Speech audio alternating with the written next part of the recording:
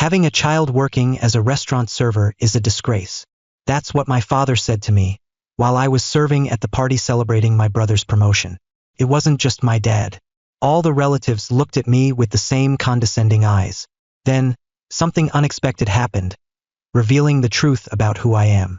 That's when they all started apologizing and trying to make amends. But I said, "No. Now, I'd like to share my story with you. Tell me, was I wrong for cutting off all contact with my family?" Hello everyone, my name is David. I'm 32 years old and own a chain of upscale 4-star restaurants in New York. Looking at me, most people would probably assume I come from a happy, supportive family. They'd think my family must be proud of what I've accomplished, the success I've built from the ground up. But the truth is far from what people think. My family has never respected what I do. They've seen my work as nothing more than a low-level, unimportant job for years. Not because I haven't been successful, but because my parents and relatives have never cared enough to understand what I do. They assume I'm still just a server, making $4,000 a month, not wearing suits, with no house or car to my name. Every time I visit them, instead of being welcomed with admiration, I'm either ignored or met with cold, judgmental stares. To them, the only person worthy of pride is my older brother, Lincoln. He's 4 years older than me. He works at a big financial firm and makes a high income, and the family celebrates everything he does. And me, even after building a restaurant empire, I'm still seen as the leftover who doesn't quite belong. Even though I'm never invited to essential family events yearly, I still send a few $1,000s back home. I've always tried to maintain the relationship, even if they never truly saw me for who I am. When I was a kid, my parents always tried to treat my brother Lincoln and me equally. We got the same attention. They always told us we were equally important to the family. But then, 6 years ago, a small event changed everything, and things have never been the same since. I was 26 at the time. After 4 years working in finance, I had a stable job earning $120,000 a year, a dream salary for many. I was proud of what I had achieved. My life wasn't luxurious but comfortable, and I felt content. I figured I'd stay with the company, build my career, and enjoy a peaceful life. Then, 2 of my closest college friends, people I'd shared some of the best years of my life with, invited me to start a business with them. They had an idea to open a high-end restaurant in New York, a dream we used to talk about back in college, but now it was becoming a real opportunity. First, I said no. Not because I didn't believe in myself, but because my job felt too secure. I didn't want to give up the safety I had for something as risky as the restaurant industry. But the idea wouldn't leave me alone. I spent night after night thinking about my future, and slowly my mindset shifted. I realized that if I never tried, I'd never know if I could turn that dream into reality. Deep down, I didn't want to keep living in the shadow of my finance job. So, after a lot of thought, I made the decision. I quit my job and jumped into this new chapter with my friends. I worked as a server at a 5-star restaurant in New York to fully understand how a fine dining restaurant operates. I wanted to experience the pressure and challenges firsthand, what staff go through, so I could build my restaurant the right way from the ground up. My family had no idea I had quit my job and started my own business. They still believed I wore a suit daily, working in finance like before. I chose not to tell them about the change because I didn't want them to think I was doing something reckless or crazy. But then, 3 months later, everything changed. My dad called me home after his younger brother, Uncle James, sent him a photo of me working as a server at a restaurant. I remember that day clearly. It was a weekend afternoon. I was bringing menus to a group of guests, and when I looked up at one of them, I froze. It was Uncle James. He stared at me for a moment, clearly caught off guard. I tried to stay calm, kept a professional smile, and continued my service like nothing happened. But deep down, I had a strong gut feeling, like something big was coming. After he left, I kept composure and finished my shift like any other day. But barely an hour later, my phone rang. It was my dad. His voice was cold, sharp, and firm. Every word clipped and angry. "You get home, right now." That was the moment I knew this wouldn't be just a talk. Something was about to explode. That night, after my dad's call, I went home to my parents' house. When I walked in, it wasn't just my mom and dad. Lincoln and his wife, Elena, were waiting. The air in the room was cold and heavy with tension. My dad didn't say a word. He just threw his phone toward me, his face emotionless. I picked it up, already sensing something was wrong. When I looked at the screen, my heart dropped. It was a message from Uncle James to my dad, and I was shocked by what I read. I thought David was some big success. Turns out he's just a server. And all this time, you've been bragging that he works in finance and makes a great salary. What a joke. Below that message was a clear photo of me in my restaurant uniform.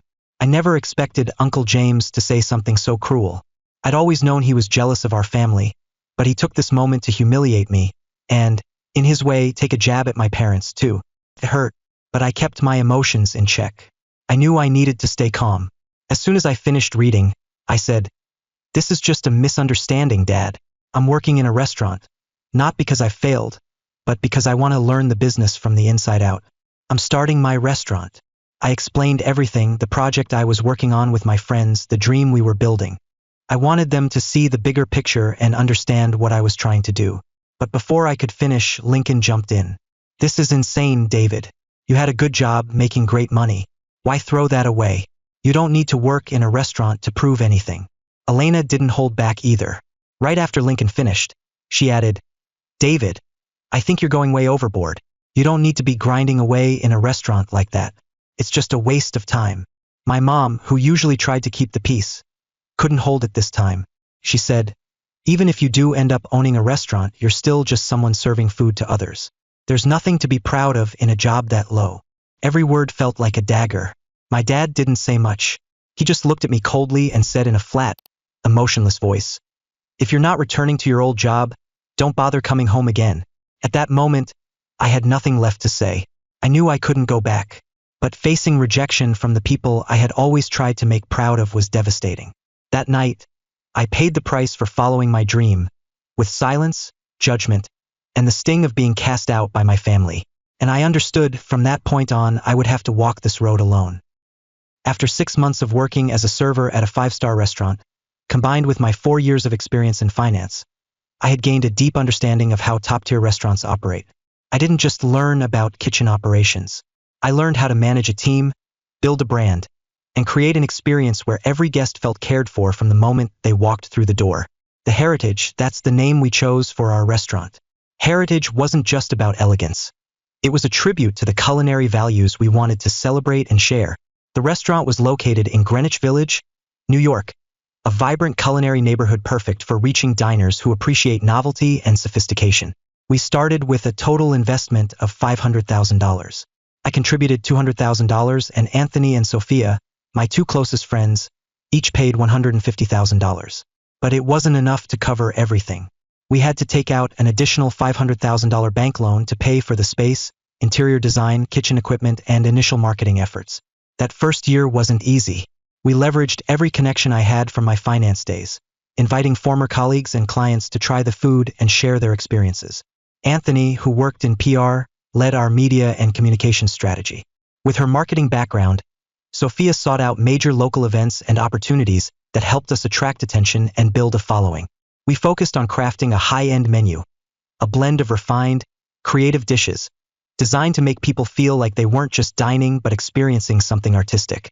We hosted special events, wine tastings, jazz nights, and intimate VIP dinners to build loyalty and deepen our relationship with guests. After a year, the Heritage found its rhythm. We had steady revenue and a growing base of loyal customers who returned for the food, outstanding service, and unforgettable ambience. The restaurant didn't just survive, it earned a respected place in New York's culinary scene. By our 3rd year, we had fully paid off our bank loan and recovered every dollar we had invested. That was a proud milestone, but what truly excited me was seeing our restaurant thrive and build a strong and growing base of loyal guests. Still, I wasn't ready to stop there. As the Heritage gained popularity, we started running into new challenges. On weekends, customers were regularly turned away because we were fully booked. During holidays, the demand was overwhelming. And beyond that, we began getting messages from people who lived too far away. Folks who wanted to try our food but couldn't justify the time and cost of travel. It was clear to me we needed to expand. Opening more locations would solve the issue of overcrowding and make it easier for people across the city to experience what we have built. When I brought up the idea of opening additional branches, Anthony and Sophia stared at me like I was crazy. From the very beginning, they were the ones who pulled me into this dream, but now I was the one pushing it further. They were nervous, understandably, but ultimately they trusted me, and we took the next big step together. 6 years later, the Heritage has 4 thriving locations across New York, in Manhattan, Brooklyn, Queens, and the Bronx. Each branch has been a success, welcomed warmly by its neighborhood and community. We didn't just build a brand, we brought fine dining closer to the people who love and appreciate it, no matter where they live. 6 years have passed, and even with all the success, something still weighs heavy on me, especially during the holidays. Thanksgiving, Christmas, New Year's celebrations. Those are the most challenging times.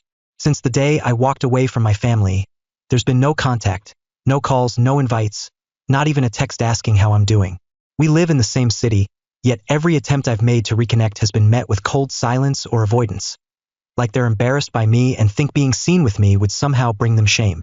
They don't say it out loud, but I feel it every time I reach out. Whether I try to invite them out for a meal or check in on how they're doing, all I ever get is silence, or a polite but distant shake. I still remember the holidays when I'd scroll through social media and see photos of them, all together, smiling, laughing, while I sat alone, wondering if they ever thought about me. And yet, I still send nearly $10,000 to my parents every year. Maybe deep down, I still hope they'll see me, that one day, they'll finally acknowledge what I've built. I want them to realize I made it, I succeeded, and not just any success, the kind that should make them proud. Sometimes, I try to convince myself that I'm doing the right thing, building the relationship in my way from a distance.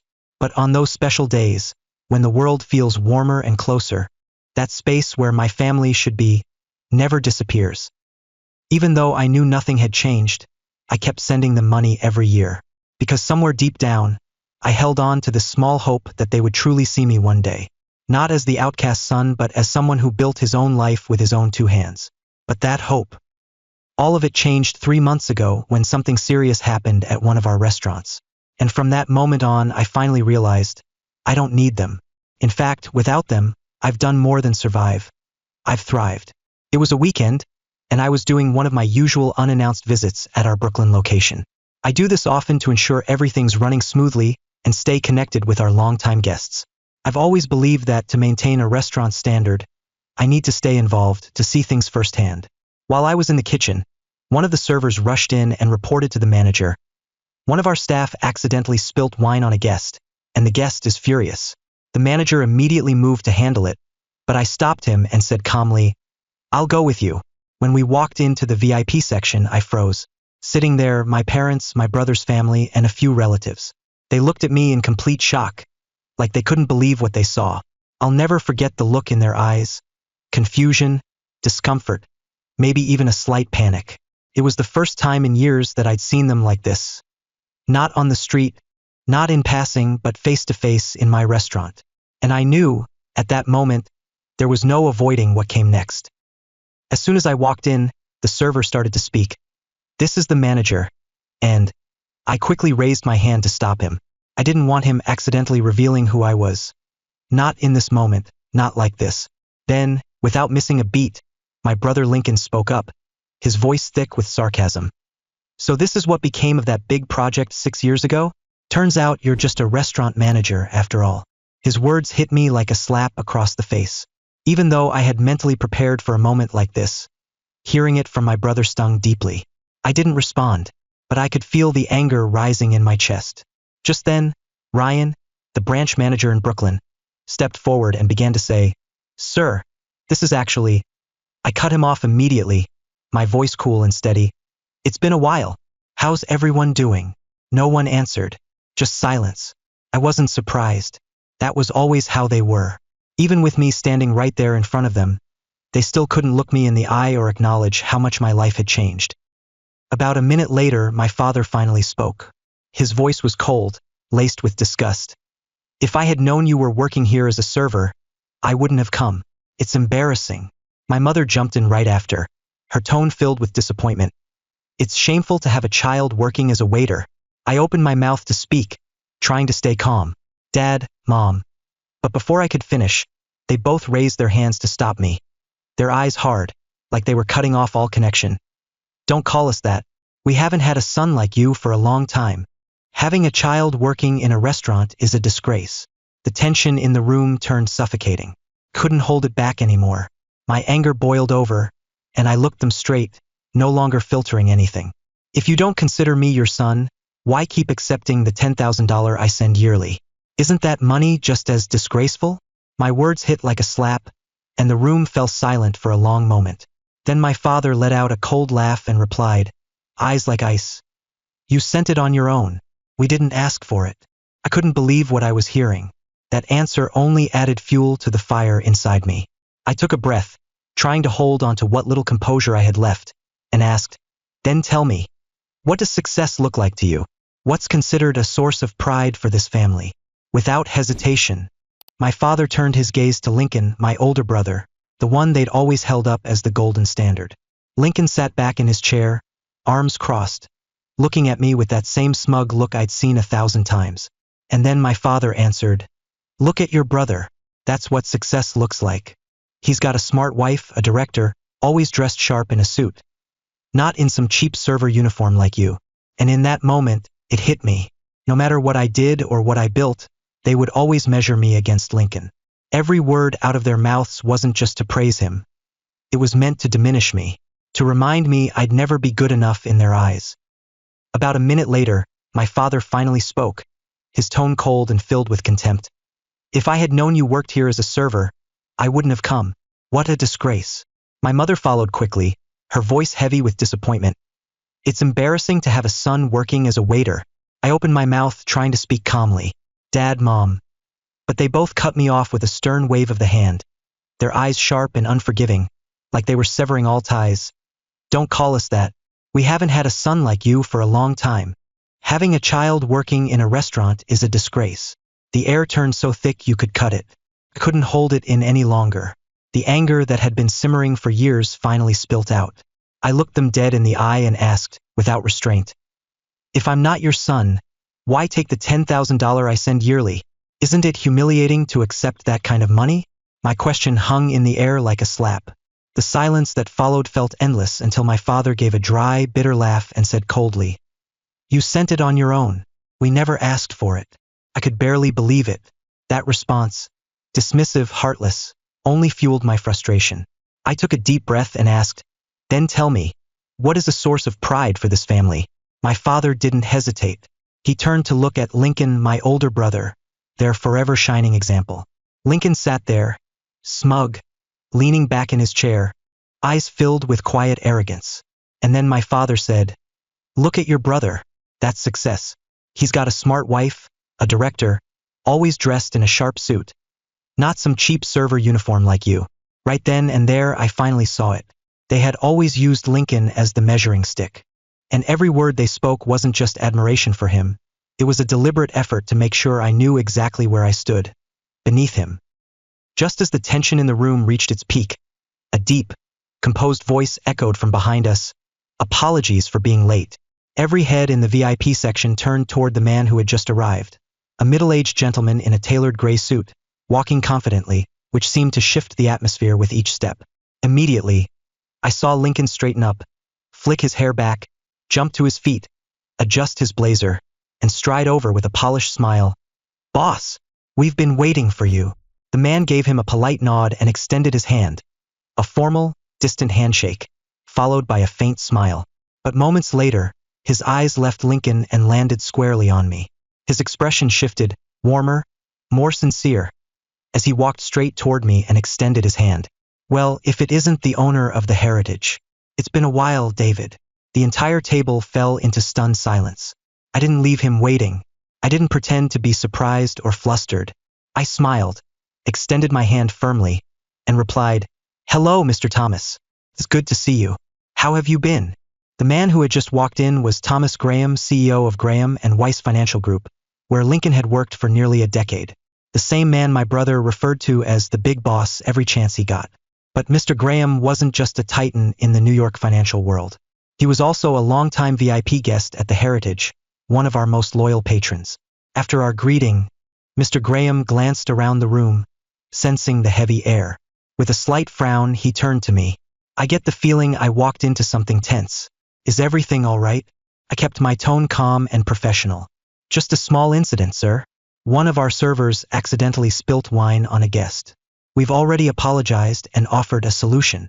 Right on cue, Elena, who had been loud, condescending, and demanding compensation just minutes earlier, suddenly changed her tone.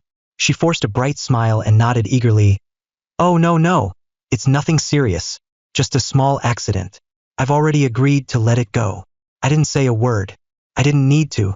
I knew exactly what she was doing, trying to save face now that she realized who was sitting across from her. But I didn't call her out. I didn't have to, because in that moment, everyone in the room saw things for what they truly were. And finally, they all understood who held their place and who didn't. After that unexpected introduction, I slipped back into my office, leaving the party to continue without me. I figured that was the end. A minor incident, a brief unmasking, and nothing more. But I was naive. A while after the dinner had ended, as I was reviewing reports in the back office, one of the staff came rushing in and knocked on the door. David, they're asking for you outside. Said they need to speak with you. I sighed. The energy shift was instantly noticeable when I stepped out and walked back toward the front register. The same faces that were cold and cutting not long ago were now smiling, forced, overly sweet, painfully fake. Elena was the first to speak, her voice suddenly soft and pleasant. David, about the dress incident earlier. Really, I wasn't upset at all. It was just an accident. Everyone makes mistakes, right? A relative chimed in with a laugh. We were just saying how proud we are of you. You've done an amazing job. The restaurant's truly top class. Your parents must be so proud. Before I could say anything, my father jumped in. His tone disguised as a suggestion but a command. About tonight's meal, you should comp it for the family. We're all kin, after all. And then, as if rehearsed, Lincoln stepped forward, puffed up like some seasoned executive. Also, you should give me a VIP card, the top tier. After tonight, I can bring in many new clients for you. It'll be good for business. If you're serious about sustainability, maybe it's time to cut me in on the profits. Call it a family partnership. I stood silently behind the register, scanning their faces, each one straining to hold up a false smile. Then I laughed. A loud, full laugh filled the room. Not mocking, not bitter, just free. When the laughter faded, I looked at each of them and spoke slowly, clearly. Are you people out of your minds? After everything you said, everything you did, now you want a free meal? A VIP card? A share of my business? I paused, then continued, my tone colder now. No, not. I don't owe any of you a damn thing. And if any of you keep standing here making demands? I nodded toward the computer at the register, where the live security footage was displayed. I'll send the footage from earlier, when you were all insulting me, straight to Mr. Thomas's inbox. Let's see if he still wants to keep a director like you, Lincoln. Lincoln's face went pale. Elena clutched her purse a little tighter, eyes darting away. My parents said nothing. They knew. They knew they just stepped right into the mess they made for themselves. No one said another word. They paid in full, not a single cent discounted, and walked out of the restaurant one by one, not a single person daring to look back. I stood behind the counter watching them go. No joy, no sadness, just a quiet, weightless sense of peace, like I had finally set down something I'd been carrying for far too long. After that unexpected encounter, one thing became clearer to me than ever before. To them, I was only worthy of acknowledgement when I had status, money, and a name they could brag about. I wondered if that day I had just been a server, standing there apologizing in front of them instead of the restaurant owner, would their attitude have changed? But I already knew the answer. No, it wouldn't have. To them, respect was measured by title and position. Character, effort, kindness, those things never made it into the conversation. And after everything, I finally understood. Family, real family, should love you unconditionally. It should be where you're a CEO or a server, rich or struggling, you're still respected. You still have a place to come home to. I didn't have that, but I've learned to accept it. More importantly, I've learned how to build a family rooted in respect, empathy, and genuine connection. And if someone out there hears this and has ever felt hurt by those who were supposed to love you most, if you've ever been compared, belittled, or made to feel like you weren't good enough, then let me offer this from the heart. Live by your values. Don't chase someone else's approval at the cost of your peace. Because in the end, real love, the kind that matters, never requires you to prove yourself to earn it. And my story didn't end there. A month after that encounter, my father called. I saw his name flash on my screen and didn't answer. A few minutes later, my mother called. I stayed silent. No response. Then came the message. Next week is Mom's birthday. Come home. Okay? Everyone's hoping you'll be there. I sat there, staring at the screen, reading that sentence repeatedly. I didn't feel angry. I didn't feel happy. I just had one question echoing in my mind. Do they want me back? Or do they remember I have money now? Status? Influence? I didn't reply, and I didn't go. But I did send a gift. A luxury jewelry set worth $2,000. Was delivered right to my mother's doorstep on the morning of her birthday, along with a straightforward message. I stopped being your son 6 years ago. This is my last gift. I hope you'll cherish it. No anger, no resentment, just a final goodbye as soft as a sigh. After that, I blocked every form of contact, phone, text, social media. No more waiting, no more hoping. I had given them so much, but in the end, what I needed most never came. And sometimes, letting go is the only way left to protect the last piece of dignity a child can hold on to it. It's been 3 months since that day. I thought that would be the end, we'd all go our separate ways. But no, they kept coming. Every few weeks, my parents, Lincoln, Elena, and extended relatives started showing up at the Brooklyn branch. They asked the staff if I was around. But I had already given instructions, whenever they come, say I'm not here. I'm not hiding. I just don't want to face them anymore. Some relatives must have heard the whole story from my parents, because now, I get messages calling me cold and ungrateful. But there were others, friends who had seen everything from the beginning. They told me I did the right thing, that I finally stood up for myself. I set clear boundaries with people who had only ever taken and never given back. I hear both sides, but truthfully, I don't care about anyone's judgment anymore. Because now, I live for me. I don't know what the future holds. I don't know if I'll ever sit at the same table with them again. I don't know if I'll ever forgive them or even if I want to. That's up to fate. As for now, there's only one thing I know for sure. I'm tired. And sometimes you don't need to explain that kind of tiredness. You need to stop looking back. And before I close this chapter, I want to ask you, the one still here, still listening to me in this final moment. If you were me, what would you do? Would you forgive? Would you go back? Or would you choose to walk away in silence? Like I did? Leave your thoughts below the story. I genuinely want to hear them. And if something in this story resonated with you, if it stirred even the smallest part of your heart, don't forget to subscribe, hit like, and share this with someone who might need to hear it, too. Thank you truly for being here. Goodbye for now, and I'll see you again in the following story.